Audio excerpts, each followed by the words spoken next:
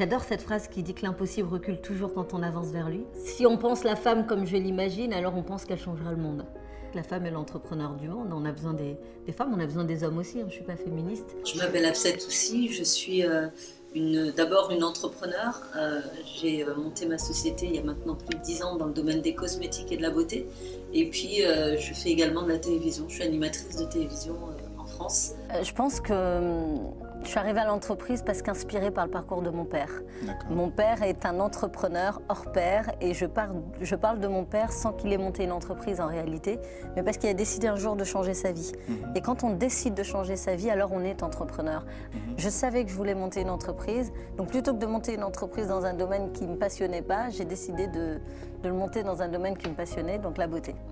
Moi, tant que je lis la fierté dans le regard de mon père, que je me lève chaque matin motivée, stimulée, déterminée à réaliser des rêves et non pas seulement rêver une vie, alors tout va bien. Ça vaut plus que les prix pour moi.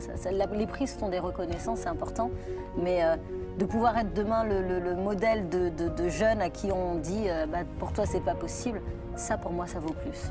Nous on a envie de leur dire sois belle parce que tu es indépendante, parce que tu réalises tes projets, parce que tu réalises tes rêves, parce que tu es une gagnante. Une folie un jour à l'âge de 24 ans de monter une entreprise, de développer plus de 300 emplois, de créer... 300 emplois. Ben oui, j'ai recruté pendant cette carrière-là qui a duré 8-9 ans, plus de 300 personnes, j'ai formé des gens, j'ai tenté des choses, j'ai ouvert des espaces de beauté jusqu'à 17 en France. C'était ma première entreprise, donc évidemment je n'envisageais de toute façon pas de ne pas connaître des échecs dans cette première aventure. J'ai beaucoup de souvenirs douloureux dans mon aventure entrepreneuriale, mais je crois que le plus douloureux ça a été ce jour où je perds complètement les pédales. Ça veut dire que je suis dépassée par les problèmes, par les soucis. J'ai des visites d'huissier, j'ai des créanciers qui frappent partout à mes portes, j'ai des problèmes avec mes salariés, j'ai des problèmes avec mes bailleurs, j'ai des problèmes avec absolument tout. Je savais qu'entreprendre, c'était aussi des problèmes. Je n'imaginais pas qu'il pouvait être de cette ampleur. Et ce jour-là, à peu près débordé partout, j'étais en voiture et j'ai un trou noir, un trou de mémoire d'à peu près 1 heure. Et là, je comprends que mon corps me lâche. J'étais effectivement dans un burn-out que j'ignorais, que je snobais. Sauf que là, mon corps, il a décidé que j'allais l'écouter. Et donc, je me suis dit, plus jamais ça.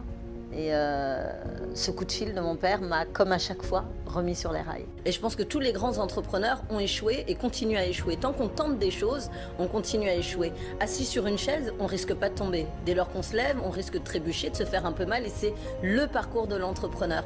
Honnêtement, l'échec, il a une définition qui est négative, alors même qu'on devrait revoir cette définition et dire que l'échec, c'est une expérience positive qui permet d'avancer dans la vie.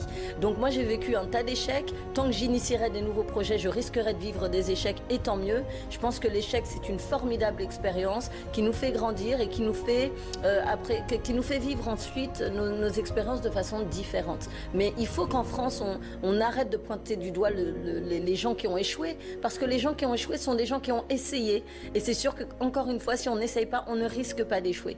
Donc beaucoup d'entrepreneurs refusent de se lancer dans l'aventure parce que justement, ils ont peur d'être pointés du doigt en cas d'échec. Alors qu'ils y aillent, qu'ils tentent, parce que c'est la seule façon de vivre leur rêve. Le premier conseil que je donne aux femmes qui viennent me voir pour entreprendre, c'est de dire fonce, tente. T'as rien à perdre, t'as tout à gagner. Il n'y a rien de plus triste que de finir sa vie en se disant j'ai que des regrets. Donc ce que j'ai envie de leur dire, c'est ne passez pas à côté de ce que vous avez envie de faire et d'être. Donc il faut que les femmes osent, parce qu'il y a beaucoup trop de femmes encore aujourd'hui qui veulent entreprendre et qui se mettent des freins elles-mêmes et qui n'iront jamais. Il faut qu'elles osent, il faut qu'elles se lancent, il faut qu'elles vivent.